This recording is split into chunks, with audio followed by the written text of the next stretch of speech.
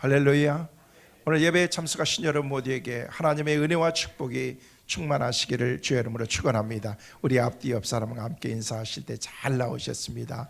너무 예쁘십니다. 너무 멋지십니다. 인사하겠습니다. 여러분은 어떤 것이 여러분의 삶 가운데서 가장 큰 축복이라고 생각하십니까? 내 삶 가운데 내 삶의 가장 큰 축복은 이거다라고 그렇게 생각하시는 분들이 나름 자기의 기준이 다 있을 것입니다. 뭐니 해도 내 삶 가운데서 가장 큰 축복은 돈이지요 라고 그렇게 말하는 사람들도 많이 있습니다. 그 사람들을 잘 사는 그런 사람들을 가서 찾아보면요, 그 사람들은 거의 돈이 많다는 것입니다. 그러면 돈이 많은 것이 내 삶 가운데에서 축복이고 행복일까? 실제로 그런 분들을 잘 사는 사람이라고 그렇게 말할 수 있을까? 통계적으로 그렇고 실제적으로 심리학자들이 조사 연구에서 보고에 의하면요, 돈이 진짜 많은 사람들은 세상을 떠날 때에 자식들이 그렇게 슬퍼하지 않는데요. 이건 제 얘기가 아니고 통계적으로 다 그렇다는 거예요. 부모님 죽음의 슬픔보다도 내게 돌아올 유산이 얼마인가에 더 관심이 많기 때문에 슬퍼할 만한 그런 겨를이 별로 없다는 거예요. 돈이 많이 이렇게 갖고 있다는 것은 감사한 거죠. 부자로 산다는 것은 축복이라고 말할 수 있습니다. 그런데 내가 죽었을 때에도 자녀들이 내 죽음 앞에서도 내 죽음에 대한 그런 관심은 없고 우리 부모가 남긴 그 유산에 대한 그런 관심만 가지고 있으면서 슬퍼하지도 않는다고 하면 그게 무슨 축복이고 내 삶의 행복이 될 수 있겠느냐는 거예요. 저는 여러분들에게 돈을 모으지 말라는 얘기가 아닙니다. 가난하게 살라고 말씀을 드리는 것도 아닙니다. 저는 여러분 모두가 다 부자로 살 수 있기를 간절히 소망합니다. 그러나 그것이 내 삶의 행복과 축복을 가져다 주는 것만은 아니라는 것입니다. 그것으로 끝나는 것이 아니라 유산을 서로 나누기 위해서 형제들 간에 얼마나 많은 갈등과 문제들을 서로 이야기하고 있습니까? 받기로 작정한 그런 자녀들은 아무리 많이 줘도 만족함이 없는 것입니다. 그래서 재산이 많은 사람이 세상을 떠나면요, 자식들의 마음이 갈기갈기 다 찢어지면서 형제들 간의 의도 막 상하는 것들을 우리는 종종 보지 않습니까? 어떻게 그것이 축복이라고 말할 수 있겠느냐는 거예요. 어떻게 그것이 내 삶의 행복이라고 말할 수 있겠느냐는 거예요. 때로는요, 우리의 삶 가운데서 내가 좋은 집에 살면 나는 축복이고 행복이라고 그렇게 생각할 수도 있습니다. 진짜 가난하고 힘들고 옛날에는요, 한 가정에서 막 5, 7, 9, 우리 처가 때는 11명 그래가지고 그래서 한 방에서 다 자면은요, 이불 하나 큰 거 펴놔가지고 그냥 코너로 다 뺑 돌아가지고 그냥 아랫목부터 윗목까지 그냥 다 해서 그렇게 발은 서로들 모아가지고 발 닿고 그냥 자는 거예요, 여러분. 그렇게 살았던 그런 우리의 시절이 있는데 이제는요, 식구대로 우리가 한 방을 써야 되고 화장실도 각자가 있어야 되고 그런 삶을 산다고 할지라도 우리의 삶이 행복할 수 있겠느냐는 거예요. 힘들고 어려울 때는 잘 몰랐는데 내 집 마련했을 때 그 기쁨 여러분 가지고 있지 않습니까? 저도요, 맨날 월세만 살다가 진짜 오랫동안 월세를 살다가 집을 이렇게 한번 마련했는데요, 집을 딱 사놓고 난 다음에는요, 그냥 아직 이사도 가지 않고 그 사람이 아직도 이사도 나가지 않았는데도 내가 밤에도 그곳에 가져가가지고 집을 보고 오고 혹시 우리 집이 어디로 사라진 건 아닌가? 그러면서 애타게 기다리는데요, 드디어 이사 날이 됐는데 그 전날은요, 아무리 잠을 자려고 할 때도 잠이 안 오는 거예요. 가슴이 너무너무 설레가지고 뜬 눈으로 거의 지내다가 그 다음날 이사를 했는데요, 얼마나 기쁘던지 이삿짐을 그렇게 힘들게 나눴는데도 하나도 피곤하지 않고 자녀들을 모아놓고 야, 우리 하나님께 감사하자 기도하고 찬송하고 그러는데도 막 신이 나가지고 그러는데요, 그게 한 1년 2년이나 갈 줄 알았는데 며칠 지나니까요, 이게 그 마음이 금방 사라지고 말더라고만요. 여러분, 내가 내 집만 가지고 있으면 나는 행복할 것이라고 하는 그런 그 생각을 가지고 있었는데도 여전히 내 삶 가운데서 그것이 오래가지 못한다는 거예요. 좀 잘 사는 사람들은요, 취미들이 이상한 취미들이 가지고 있더구만요. 어떤 사람은요, 보석을 모으는 게 취미래. 보석. 여러분도 그러세요? 돈이 많으니까 돈 모으는 것은 취미가 아니고 그 돈을 가지고 보석을 모으는 게 취미인데, 어느 나라든 어디 여행을 하든 항상 가서 보석을 사는데, 무슨 쬐끄만한 그런 보석이 아니라 막 다이아라든지 큰 고가의 보석을 사는 게 그 사람의 취미인데, 언젠가는 어디 갔는데 자기가 마음에 드는데 그걸 못 사가지고 와가지고 그냥 막 혀를 차면서 막 안타까워하는 그런 그 마음을 갖는다는 것입니다. 근데 그 보석이 이제는 모으고 취미가 돼가지고 한 개, 두 개가 아니고 많은 보석을 모았는데, 이제 보석을 모았는데 그것을 어떻게 해야 될 것인가? 제가 오늘 설교를 그분이 들을 것 같아서 내가 구체적으로 못하겠어요. 시험 들까봐. 여러분, 우리 성도들은 아니니까 염려 걱정하지 마세요. 제가 우리 딸한테 들은 얘기야. 감 잡을 거예요, 여러분. 내가 모으긴 모았는데 그거를 집에다 둘 수 없으니까 은행에 갖다 맡겼대. 은행에 갖다 맡겨놓고 산 거는, 보석은 한 번도 하지도 않고 다닌대. 그럼 뭐 하고 다니냐 그때? 모조뿐만 하고 다닌대. 이런, 그게 무슨 보석인 거예요? 집에다 놔둬서 불안하기 때문에 집에다 놔둘 수도 없고, 그래서 은행에 창고에다가 갖다가 넣어놓고 그렇게 쌓아놓은 거예요. 쌓아봐야 나중에 그게 다 누구 거 되네요? 우리 딸 거 되겠지. 다 여러분 자녀들 거 되는 거예요. 다 내가 가지고 있으면, 아무리 많이 가지고 있고 그러면 그걸 뭐 하겠느냐는 거예요. 아무 소용, 그건 보석이라고 말할 수가 없는 것입니다. 여러분, 있으면 차고 다니세요. 귀걸이, 코걸이 막 다 하고 오세요. 괜찮아요. 목걸이. 여러분, 좋은 옷에 관심을 갖고 사는 사람들도 있습니다. 그 옷이 없으면 내 인생이 어떻게 될 것 같은 그런 목마름을 가질 때가 있습니다. 사가지고 집에 들어오는 순간부터 그게 별거 아니라는 사실을 우리는 너무나도 잘 알고 있습니다. 우리 어른들, 저 어렸을 때만 해도 자동차가 많지 않았기 때문에 자동차가 지나가면요, 자동차가 그냥 매연 가스를 막 풍기고 지나면요, 그게 무슨 향수인 마냥 막 쫓아다니면서 그걸 막 냄새 맡고 다녔어요, 여러분. 요즘에는요, 매연 때문에 그냥 못 살잖아요, 여러분. 매연 좀 품지 말라고 그렇게 하는데, 요즘에는요, 웬만한 집에 차 한두 대씩은 다 가지고 있습니다. 차 없어가지고 매연가스 냄새 맡으면서 향수처럼 느끼는 그런 그 시절이 얼마 전에 우리가 있었던 그런, 우리의 경험했던 그런 우리의 삶인데, 이제는요, 그런 삶을 내가 누리면서 살아가고 있는데도 내 삶이 축복이라고 생각하지 못하고 행복하다라고 생각하지 못하면서 우리의 인생을 살아간다는 것입니다. 뭐가 우리의 삶의 행복일까? 저는 행복하게 목회하는 것은요, 행복한 우리 성도들을 만나서인 것입니다. 할렐루야. 가장 큰 이유는 저는 우리 성도들이 좋고 우리 교회가 좋기 때문에 그런 거예요. 우리 교회가 다음 주에 창립 54주년을 맞이하게 되었습니다. 하나님께서 지난 50여 년이 넘는 그런 세월 동안 우리 교회를 지켜주시고 여기까지 하나님께서 놀라운 은혜로 우리와 함께 하셨습니다. 제가 우리 몸된 교회 부임해서 지난 13년 동안 이렇게 지내온 모든 삶을 돌이켜 생각해 보니까 이 모든 것이 다 하나님의 은혜요, 축복이었다라는 그런 생각을 갖습니다. 저는 그래서 늘 행복하게 목회하고 있습니다.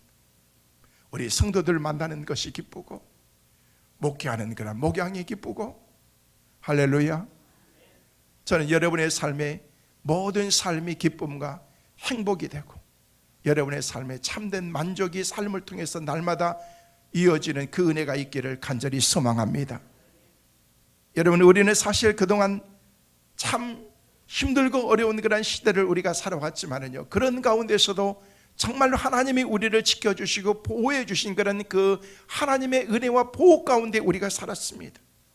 우리가 사는 그런 우리의 삶을 보면은요, 경제적인 발전과 세계에서 이제 앞서가는 그런 나라가 되었지만은요, 그러나 우리의 삶이 행복한가 한번 우리가 질문해 봐야 되는 것입니다.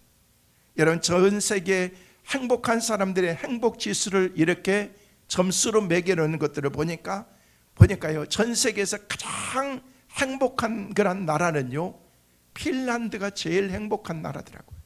여러분, 행복하게 살려면, 이민 가려면 핀란드로 가세요. 아무도 안 갈 것 같아요? 네, 좋아요. 그 다음에 2위가 정말 행복한 나라의 2위는요, 덴마크. 그리고 3위가 스위스였습니다. 그리고 쭉쭉쭉 나가다 보니까 19위가 미국, 53위가 태국, 55위가 일본, 그리고 60위가 필리핀, 그리고 61번째가 어디예요? 우리 한국. 아니, 어떻게 이렇게 저만큼 밀려났을까?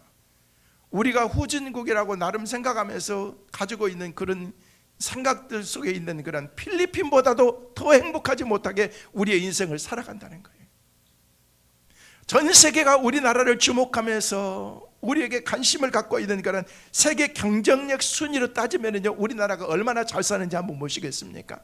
전 세계에서 잘 사는 그런 나라에 그냥 어떤 그런 온 세계에서 영향을 끼치고 수출하면서 이제 전 세계에서 정말로 강대국의 나라에 들었는데, 미국, 중국, 러시아, 독일, 영국, 그리고 우리 한국이 그 가운데서 드러나고 있습니다. 150여 개국 나라 가운데서 이제 전 세계에서 주목하는 그런 진짜 작은 그런 반토막 나는 그런 우리의 나라이지만은요, 경제력, 군사력, 프랑스, 일본보다도 더 앞서가는 그런 우리 나라가 되었다는 것입니다. 많은 영향을 끼칠 수 있는 그런 나라가 되었고, 이제는요, 강대국이 되었는 그런 이런 삶 가운데서 우리가 살아가면서도 왜 우리가 61위를 달리고 있느냐는 거예요. 왜 그렇게 잘 살고 행복한 그런 조건의 모든 것들을 가지고 있으면서도 우리의 삶은 불행하게 우리의 인생을 살고 있느냐는 거예요.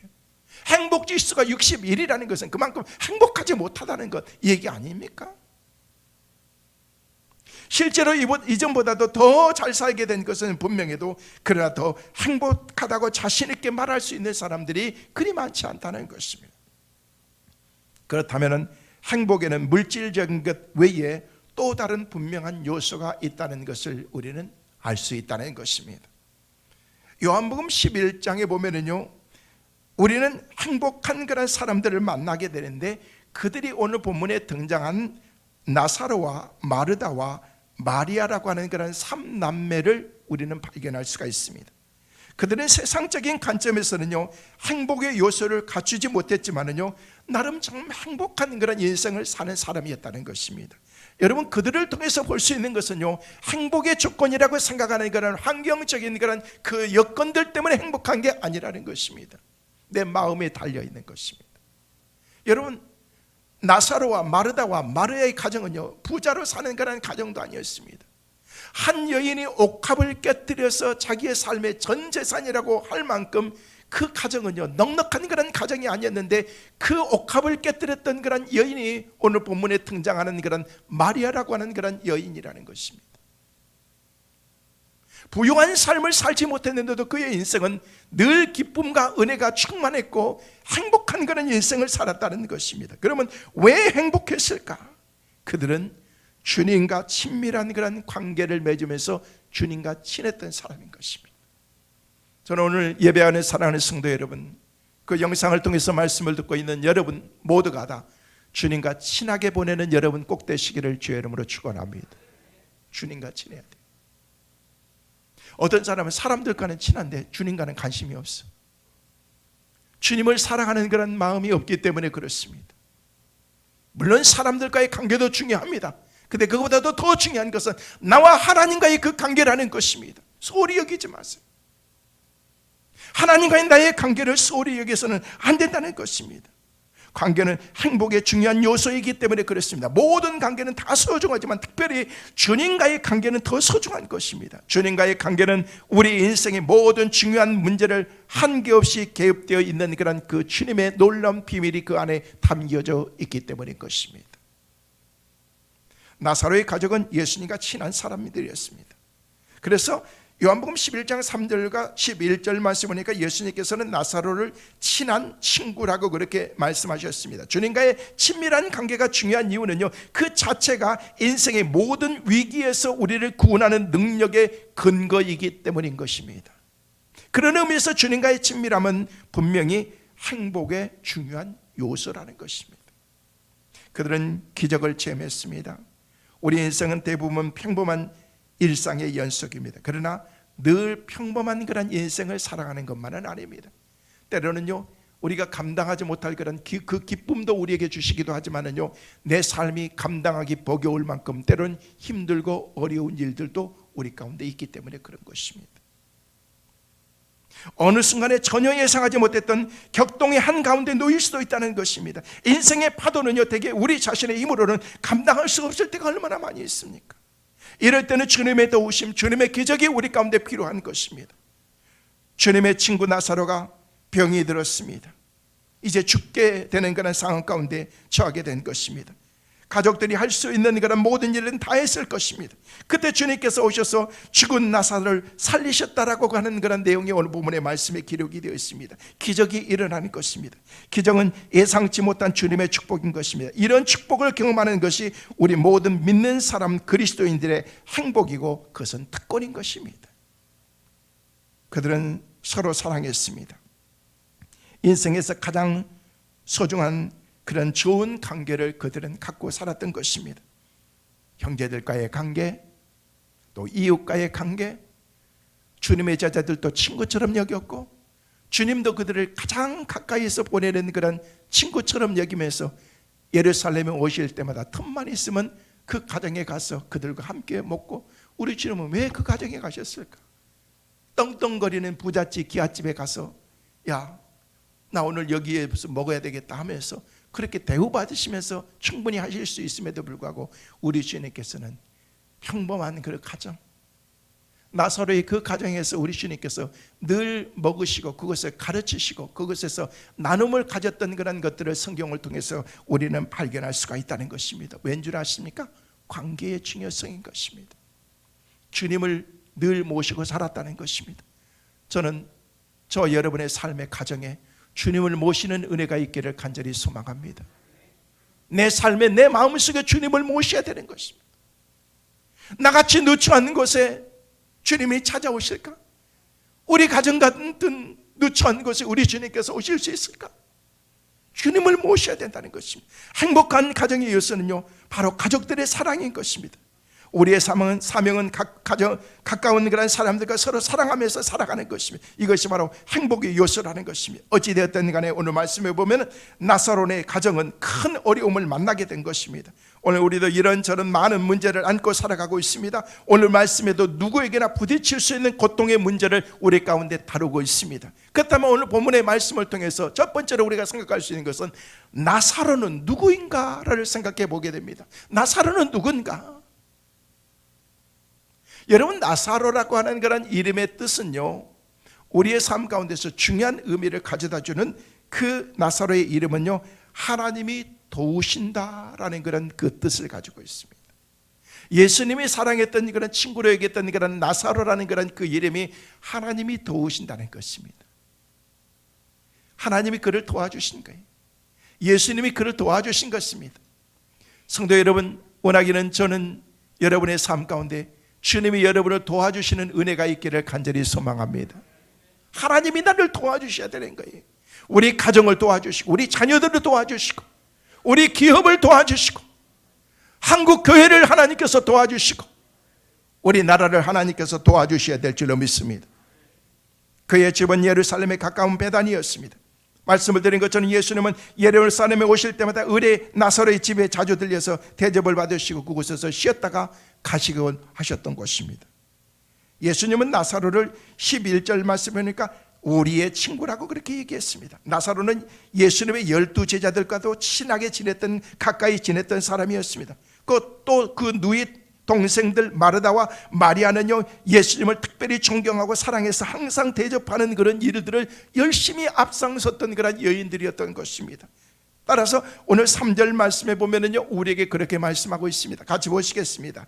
이에 그 누이들이 예수께 사람을 보내어 이르되 주여 보시옵소서 사랑하시는 자가 병들었나이다 하니. 여기의 말씀에 보니까 사랑하는 자가 병들었다라고 그렇게 말하고 있습니다. 나사로를 지금 얘기하고 있는 것입니다. 예수님의 친구도 사랑하는, 예수님이 사랑하는 그런 사람들도 병들 수도 있고 죽을 수도 있다는 거예요. 우리는 누구입니까?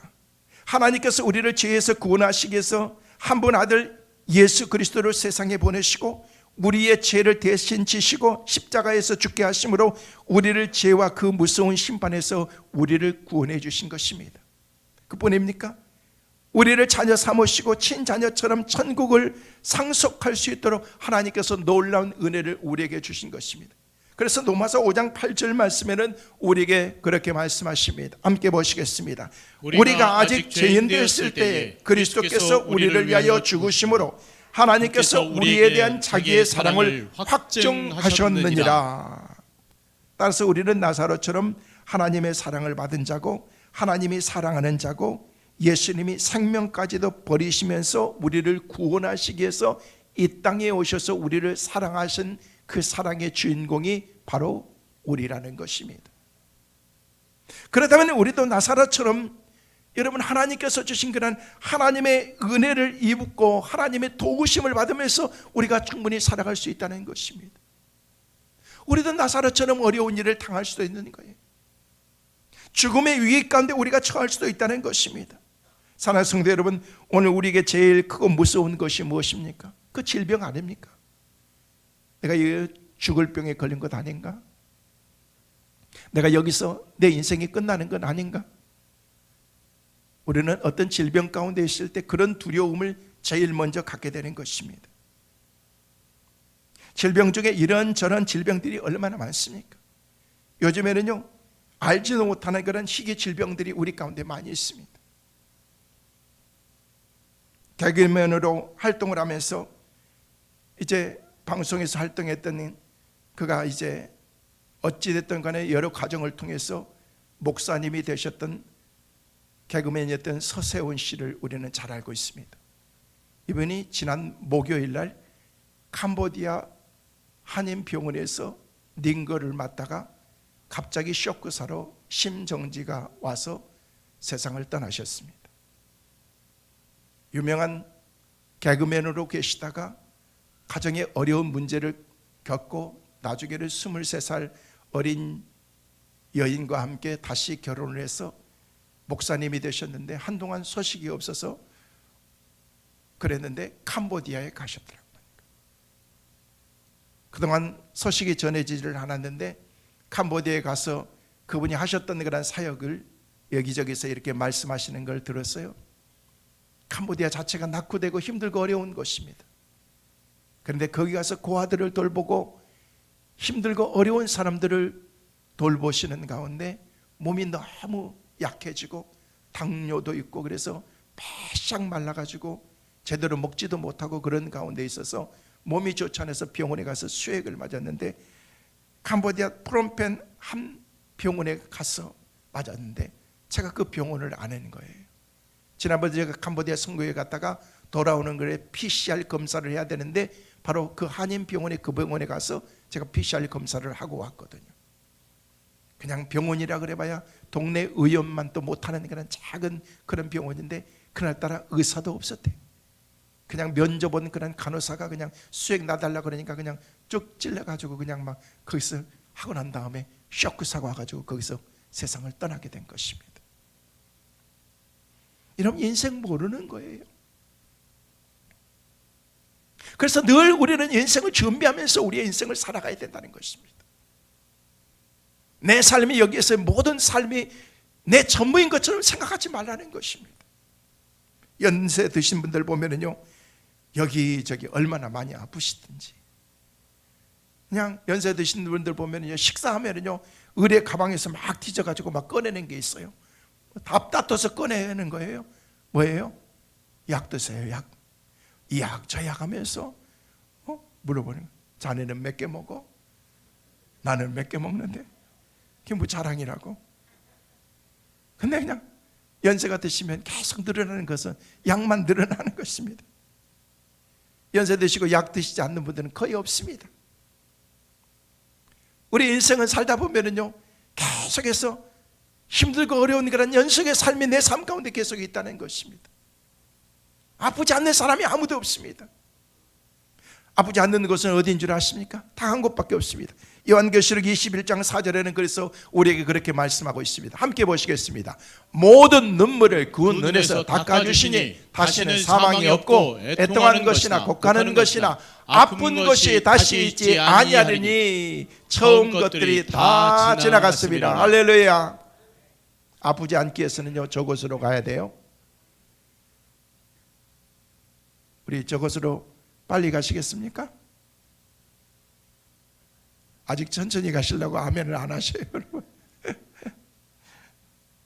그것은 눈물도 없는 곳입니다. 사망도 없는 곳입니다. 애통하는 것이나 곡하는 것 없습니다. 아픈 것도 없습니다. 무릎 아파가지고 그냥 약 드시지 않아도 되는 거예요, 여러분. 훗날 우리가 갈 그 나라는요, 하나님께서 우리 가운데 완전하게 우리를 지켜주시고 보호해 주실 그런 하나님의 나라라는 것이, 여기 보면은요, 오직 천국에만 아픈 것이 질병이 없다고 우리에게 말하고 있습니다. 그리고 하나님께서 우리 인간들을요, 이 땅에 살면서 강건하면 70, 80, 우리가 100세 시를 살아가고 있지만은요, 80, 90을 살도록 우리 몸을 그렇게 만드신 것입니다. 그것이 바로 우리의 수명이라는 것입니다.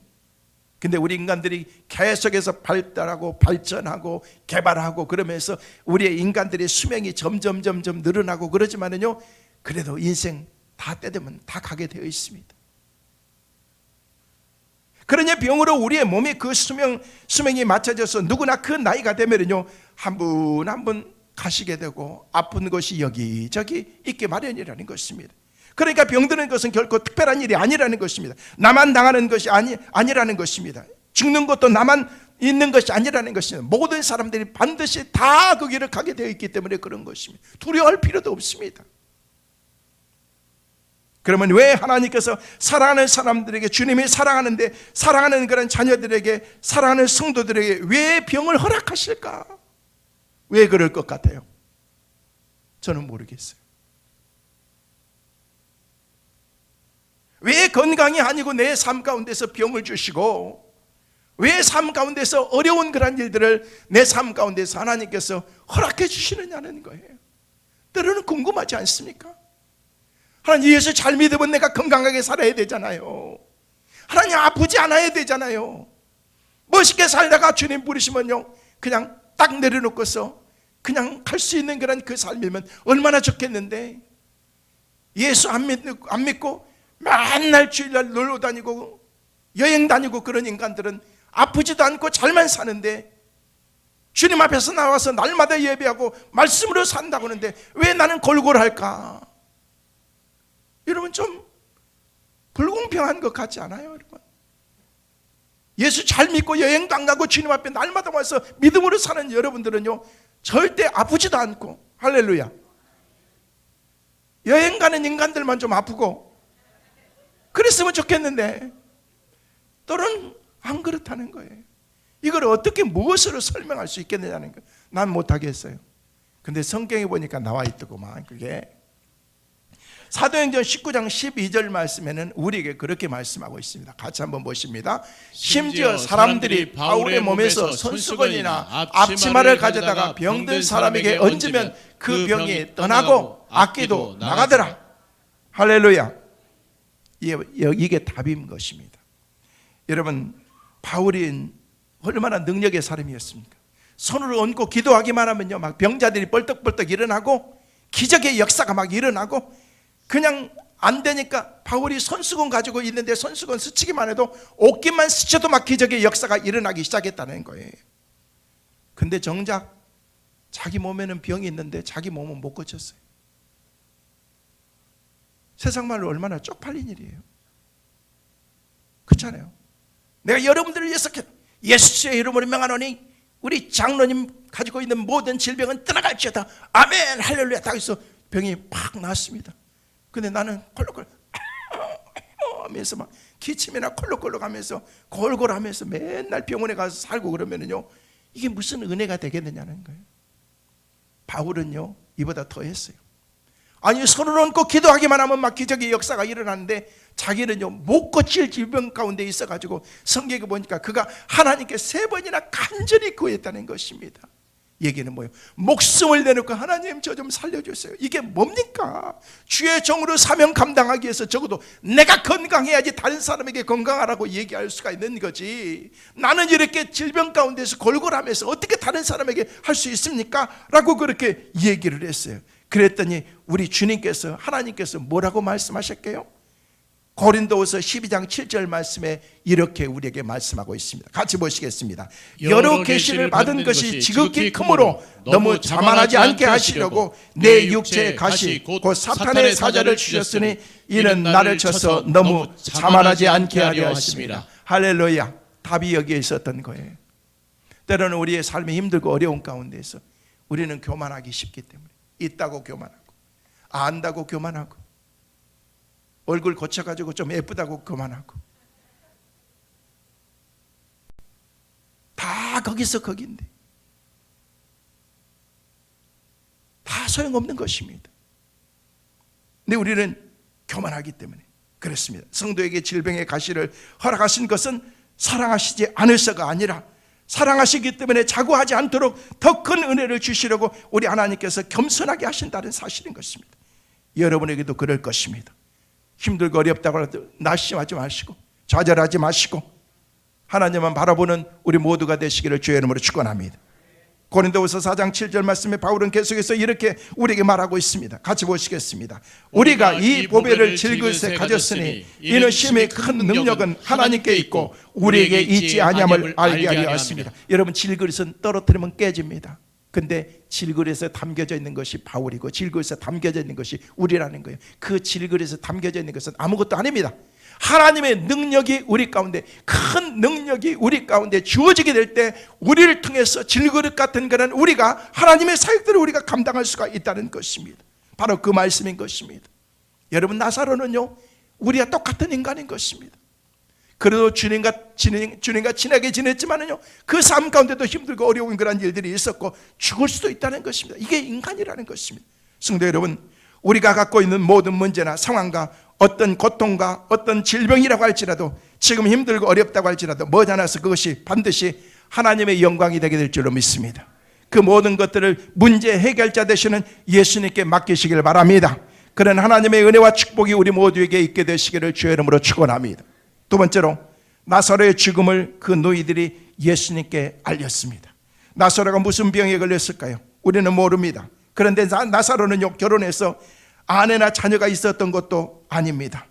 그랬으면 젊었을 것입니다. 그런데 어찌되었든 간에 나사로는요 병이 걸려서 죽게 되었습니다. 그렇다고 해서 병에 시달리는 그런 오라버니를 그냥 놔둘 수만 없어서 노이들이 이제 예수님에게 도움을 요청한 것입니다. 3절 말씀에 우리에게 이렇게 말씀하고 있습니다. 같이 보시겠습니다. 이에 그 노이들이 예수께 사람을 보내어 이르되 주여 보시옵소서 사랑하는 자가 병들었나이다 하니, 예수님께 사람을 보내서 급히 전가를 내서 사랑하는 자가, 나사로가, 예수님의 친구가 죽게 되었습니다. 도와주십시오라고 그렇게 요청하게 된 것입니다. 사랑하는 자가 병들었으니 속히 와서 좀 고쳐달라는 것입니다. 우리 주님께서 오시면 모든 문제가 해결될 줄 알았던 것입니다. 우리 주님께서 오시면은요 자기 오라버지가 병에서 나을 것이라는 그런 그 생각을 갖게 된 것입니다. 여러분 신자도 병들 수 있습니다. 예수 잘 믿는 인간은 장로님도 병들 수가 있습니다. 목사도 병들 수가 있는 것입니다. 신자가 병들어 의사에게 가고 병원에 가고 약을 쓰는 것 당연합니다. 하나님께서 의사와 병원과 약도 하나님께서 이렇게 지혜를 줘가지고 그것을 통해서 고치기도 하시기 때문에 그렇습니다. 그러나 여기서 오늘 본 말씀을 통해서 우리에게 가르쳐주는 중요한 진리가 하나가 있습니다. 먼저 예수님께 알리라는 거예요. 하나님께 알리라는 것입니다. 물론 하나님께서 모르시겠어요? 다 아십니다. 나사로가 지금 병드는 거 압니다. 병들다가 이제 죽을 거는 알고 있습니다. 죽고 난 다음에 다시금 살아날 것도 다 알고 있었을 것입니다. 그러나 그럼에도 불구하고 예수님께 알렸습니다. 고쳐달라고 부탁했습니다. 그것이 필요한 것입니다. 이것이 바로 믿음이고 불신자와 다른 것입니다. 우리도 그래야 된다는 것입니다. 문제가 있을 때 사람에게 찾아가지 말고 인간적인 방법으로 풀지 말고 하나님께 먼저 알아시길 바랍니다. 여기에 답이 있다는 것입니다. 나사로의 누이 마르다와 마리아는요, 어떤 신앙을 가지고 있었습니까? 고린도후서 4장 7절 말씀에는 우리에게 그렇게 말씀하고 있습니다. 같이 보시겠습니다. 우리가 이 보배를 질그릇에 가졌으니 이는 심히 큰 능력은 하나님께 있고 우리에게 있지 아니함을 알게 하려 하십니다. 여러분, 우리는 질그릇과 같은 그런 사람이라니까요.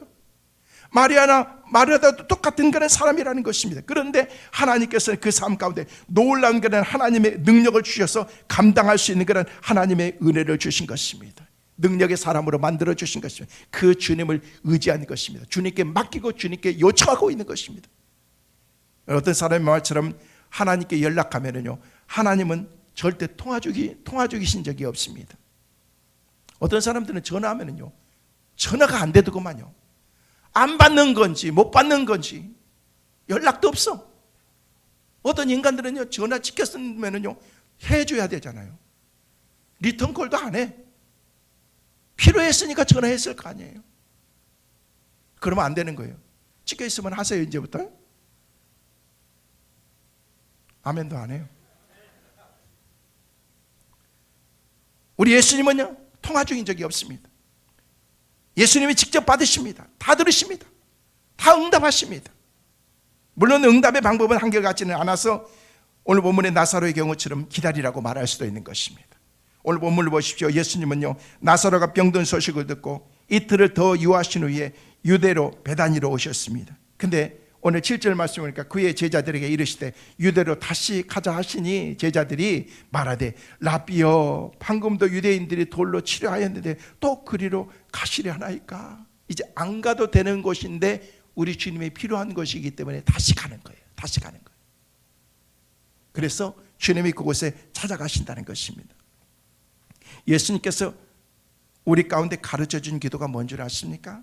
마태복음 7장 7절 말씀에 우리가 잘 아는 말씀, 우리에게 그렇게 말씀하십니다. 세 가지를 말씀합니다. 구하라, 찾으라, 두드리라. 같이 보십니다.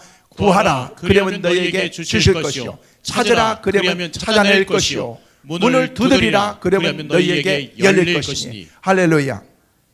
이 말씀은 구하라, 찾으라, 두드리라. 구하다가 그만두면 안 된다. 찾다가 그만두면 안 된다. 두드리다가 그냥 멈춰서는 안 된다. 계속해서 두드리라는 것입니다. 큰 병에 걸렸다고 낙심할 필요 없다는 것입니다. 병원의 의사가 못 고친다고 실망할 필요도 없는 것입니다. 문제를 안고 고민하지 말라는 것입니다. 제가 지난 금요일 심야 기도 때도 금요일 날 나오신 분들에게 제가 설교를 했습니다. 대구에 있는 대구 서현교회 정규만 장로님이라고 하신 분이 계시는데 교회에 정말 충성스럽게 하나님의 나라를 위해서 헌신하고 일하시는 장로님이셨습니다. 그런데 이분이 훌륭한 한의사였는데 당뇨 합병증으로 고생하다가 나중에는 암까지 걸렸습니다. 자기가 의사지만은요, 자기의 몸이 이제는 아닌 것 같다는 생각이 들어서 그냥 병원에 진짜 가봤더니 이제는 당신은 갈 준비하십시오 라고 그렇게 사형 선고가 떨어졌습니다. 막상 내가 주님 앞에 갈 생각을 하니까요, 억울한 생각이 들더래요. 내가 하나님 앞에 온전하게 바로 살지도 못하고 누구보다도 충성되게 그렇게 살았던 그런 삶인데 지금 이 상태로 내가 하나님 앞에 가면 너무 부끄러운 그런 생각이 들어서 하나님께 때를 썼대요. 하나님, 저 살려주세요. 하나님, 다시금 저에게 기회를 한번 주세요. 내가 이 상태로 간다는 것은 너무 하나님 앞에 부끄럽습니다라는 그런 생각을 가지면서 그냥 짐을 싸가지고 공동묘지로 갔대. 공동묘지 가가지고 움막을 하나, 그냥 텐트 같은 걸 하나 펴놓고 거기서 막 엉엉 울면서 하나님, 나 좀 살려주세요.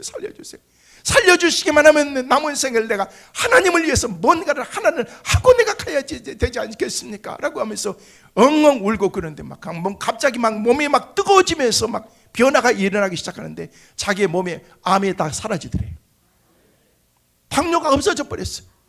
그래서 건강을 얻어가지고 가족들을 다 모아가지고 자녀들을 다 모아가지고 하나님이 나를 살려줬는데 내가 이대로 있을 수 없다, 무언가를 내가 해야 되겠는데 생각하면서 1960년대 대구 서현교회를 지었는데 동양에서 제일 큰 교회를 그것을 돌로서 지어가지고 그때 그 당시에 서현교회를 지어가지고 엄청난 그런 그 헌신을 하고 난 다음에 그가 한의사 일을 하는데요, 사람들이 몰려들기 시작하는데 날마다 돈을 가마니로 막 쓸어 담을 만큼 그렇게 돈을 벌어가지고 하나님을 위해서 헌신하다가 다시, 여러분 기도에서 얼마만큼 살았다, 이게 지금 중요한 게 아니라 하나님 앞에서 그런 기적의 은혜를 체험하게 됐다는 것입니다. 죽음의 위기 가운데 나는 알 수 없다라는 그런 생각을 가지고 있는데 하나님만을 바라보면서 믿음으로 의지하면서 나갔을 때 하나님께서 그 삶 가운데 그런 기적의 은혜를 베풀어 주셨다는 것입니다.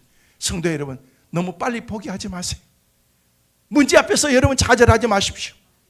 주님께 맡기고 주님을 의지하고, 죽은 나사로의 누이들이 주님을 의지하고 주님께 맡겼을 때에 주님께서 놀라운 기적의 은혜를 베풀어 주셨던 것처럼 여러분이 가지고 있는 모든 문제를 예수님께 아뢰시길 바랍니다.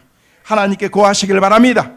문제 해결자 되시는 예수님이 해결해 주실 것입니다. 그런 하나님의 놀라운 은혜와 축복이 우리에게 있게 되시기를 주의 이름으로 축원합니다. 마지막으로 죽은 나사로가 드디어 살아났습니다. 사랑하는 성도 여러분, 저는 오늘 말씀을 듣고 있는 여러분의 삶이 살아나는 은혜가 있게 되시기를 주의 이름으로 축원합니다. 여러분의 신앙이 살아날 수 있기를 바랍니다. 믿음이 살아날 수 있기를 바랍니다. 연약한 성도들은 건강이 회복되어서 살아날 수 있기를 바랍니다. 물질, 경제적인 한국 교회가 살아나고 하나님 한국 경제가 살아날 수 있도록 도와주옵소서. 작년에도 우리가 수출을 많이 해서 그래도 세상 가운데 세계에서는요 인정할 만하지만, 그렇지만 마이너스 성장이 계속되고 있습니다. 앞으로 더 힘들고 어려울지도 모른다고 하는 그런 경제 전문가들의 얘기가 있습니다. 살아나야 됩니다. 예수님이 오셨을 때 나사로는 이미 앓다가 죽었습니다. 장사 지냈습니다. 무덤에 장사 지냈습니다. 그런데 예수님이 오셔서 나사로의 죽은 것을 개의치 않으셨습니다. 오늘 21절 말씀에는 우리에게 그렇게 말씀하고 있습니다. 함께 보시겠습니다. 마르다가 예수께 여짜오되 주께서 여기 계셨더라면 내 오라버니가 죽지 아니하였겠나이다. 지금 마르다가 예수님에게 얘기하는 거예요. 주님 여기 계셨으면 오빠가 안 죽었죠. 한참 있다가 마리아도 똑같은 얘기를 하고 있습니다. 32절 말씀 보시길 바랍니다. 같이 보십니다. 마리아가 예수 계신 곳에 가서 배웠고 그 말에 엎드려 이르되 주께서 여기 계셨더라면 내 오라버지가 죽지 아니하였겠나이다 하더라. 왜 이제 오셨습니까? 오빠가 죽었잖아요. 그때 어디 두었느냐? 39절 보십니다. 39절 예수께서 이르시되 돌을 옮겨 놓으라 하시니 그 죽은 자의 누이 마르다가 이르되 주여 죽은 지가 나흘이나 되었으며 벌써 냄새가 나나이다. 팔레스타인 그 무더운 여름 날씨에 시체를 갖다가 방치해 놨으니까 얼마나 썩은 냄새가 나겠습니까? 벌써 냄새가. 예수님은 나는 부활이요 생명이다. 나를 믿으면 죽어도 살겠고, 나사로의 무덤을 막은 돌들을 옮겨놓게 하시고 예수님께서 기도하신 것입니다. 그리고 큰 소리로 외쳤습니다. 나사로야 나오라. 44절 말씀 같이 보시겠습니다. 죽은 자가 수족을 배로 동인채로 나오는데 그 얼굴은 수건에 쌓였더라. 예수께서 이르시되 풀어놓아 다니게 하라 하시니라. 죽은 나사로가 살아났습니다. 할렐루야. 부활이요 생명이신 예수님, 생명을 창조하신 주님께서 나사로의 생명을 다시 살려주신 것입니다. 돌아오게 하신 것입니다. 그 결과 그곳에 있었던 나사로, 마리아, 마르다, 조문했던 그런 모든 사람들이 깜짝 놀랐습니다. 주에 있는 사람들이 놀랐습니다. 그 내용이 45절에 기록이 되어 있습니다. 함께 보시겠습니다. 마리아에게 와서 예수께서 하신 일을 본 많은 유대인들이 그를 믿었다. 할렐루야. 거기에 있는 많은 사람들이 예수를, 야 진짜 하나님이다. 그로 인해서 많은 사람들이 예수를 믿었습니다. 나사로의 병이 죽을 병이 아니라 다시 하나님께서 살게 만들어 주시고 영광이 되게 한다고 하는 그런 얘기가 바로 여기에 비밀이 있었던 것입니다. 즉 능력자 되신 우리 주님께서 그 일에 관여하시기 때문에 하나님께서 놀라운 기적의 역사가 베풀어 주신 것입니다. 성도 여러분, 문제가 있고 힘들고 어려울 때 주님께 나가시기를 바랍니다. 주님께서 치료해 주실 줄로 믿습니다. 주님이 이루어 주실 줄로 믿습니다. 고쳐 주실 줄로 믿습니다. 프렌티스라고 하는 그런 여사가 있습니다. 이 사람은 찬송가 작곡가이기도 합니다. 그런데 어느 날 갑자기 병이 돌면서 전염병이 걸려서 자기의 자녀들이 한순간에 모든 자녀들이 다 죽었습니다. 내 자녀가 감기만 걸려도 가슴이 아프고 힘들고 어려운 건데 전염병에 걸려서 한 아들만 죽은 것이 아니라 동시에 자기의 자녀들이 다 죽어버렸습니다. 너무 허탈한 가운데 하나님 앞에 나가서 기도하는 가운데 자기의 입술에서 뭔가 이렇게 막 터져 나오게 되더라는 것입니다. 그게 노래였습니다. 그 노래가 오늘 우리가 함께 불렀던 찬송 314장 찬송이었습니다. 내 구주 예수를 더욱 사랑, 엎드려 비는 말 들으소서. 내 진정 소원이 내 구주 예수를 더욱 사랑, 더욱 사랑. 우리 1절만 같이 한번 불러보실까요? 내 구주 예수를, 내 구주 예수를 더욱 사랑, 엎드려 비는 말 들으소서. 내 진정 소원이, 내 진정 소원이 내 구주 예수를 더욱 사랑, 더욱 사랑. 전염병으로 자녀들을 다 잃어버리고 난 다음에 하나님 앞에 기도할 때에 그의 입술에서 나오는 그런 찬양의 고백이, 내 구주 예수를 더욱 사랑, 엎드려 비는 말 들으소서. 내 진정 소원이 내 구주 예수를 더욱 사랑. 이전에 세상 나 기뻤어도 지금은 내 기쁨은 오직 예수. 이 세상 떠날 때 찬양하고 숨질 때 하는 말 이것일세. 그것은 다만 내 입술을 통해서 고백할 수 있는 것은 예수가 내 삶 가운데 전부라는 것입니다. 사랑하는 성도 여러분, 하나님의 사랑을 경험하기 원하십니까? 사랑으로 나가십시오. 여러분이 주님을 등지고 살았던 삶을 돌이키고 사랑으로 나가면 아직도 포기하지 않고 나를 사랑하시는 그 사랑을 여러분이 분명히 경험하게 될 것입니다. 말씀을 맺습니다. 기도는 반드시 응답이 됩니다. 어떤 때는 지체 없이 우리 하나님께서 응답하시기도 하지만 어때는 우리로 하여금 인내하게 만드시기도 합니다. 우리의 생각보다 더 좋은 방법으로 이루어 주시기 원하는 그런 하나님의 방법이기 때문에 그렇습니다. 죽은 나사로를 자는 것처럼 보시고 죽은 자를 잠을 깨우듯이 살리신 예수님, 능력이 심히 크신 하나님, 내 병을 고치시는 하나님을 더 바라고 믿고 의지하고 여러분 주님께 기도하시길 바랍니다. 그래서 나사로의 가정 가운데 기적의 역사를 경험하게 하셨던 것처럼 질병도 고난도 기도로서 영광을 받으시는 기회로 우리 하나님께서 만드시겠다라고 말씀하신 것입니다. 우리 예수님의 그 능력은 우리의 가지고 있는 모든 문제에 그 모든 문제를 해결할 수 있는 능력이 예수님에게 있기 때문에 그렇습니다. 그 능력의 주님과 더불어서 이번 한 주간도 살아갈 수 있는 축복의 은혜가 우리 모두에게 꼭 있게 되시기를 주의 이름으로 축원합니다.